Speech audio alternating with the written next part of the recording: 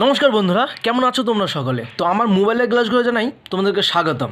তো আজকে একটা অন্য রকমের ভিডিও নিয়ে এসেছি তোমাদের কাছে, যে তোমরা অবশ্যই কমেন্ট করে অবশ্যই জানাবে যে বিষয়টি কি ভালো এবং কি মন্দ।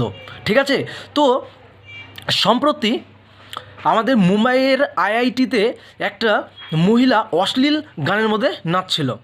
তো মূল বিষয়টা হলো এইটাই যে আমাদের মায়েরা অশিক্ষিত এবং নিরক্ষর ছিল, কিন্তু তখন চন্দ্রশেখর আজাদ, স্বামী বিবেকানন্দ এবং ভগৎ সিংয়ের মতন মানুষেরা এরা আমাদের পৃথিবীতে বা আমাদের ভারতবর্ষে জন্মভূমি স্থাপন করেছিল এবং নিজের পড়াশোনা এবং নিজের কাজ দিয়ে দক্ষতা দেখিয়েছিল। কিন্তু মারা এখন, জননীরা এখন কি হয়েছে, পড়াশোনা করছে এখন সময়, এবং তারা এখন স্বাক্ষর হচ্ছে, এবং স্বাক্ষর হওয়ার ক্ষেত্রে দেখা যাচ্ছে যে বাচ্চারা বা সন্তানরা কি হচ্ছে, অশ্লীল গান সেখানে নাচছে এবং অশ্লীল শব্দ ব্যবহার করছে। তো সেইটাই ফ্ল্যাশব্যাক করে বলতে চাই যে মুম্বাইয়ের আইআইটিতে একটি মহিলা খুবই নোংরাভাবে নাচতে শুরু করে এবং সেই জিনিসটা খুবই খারাপ লেগেছে।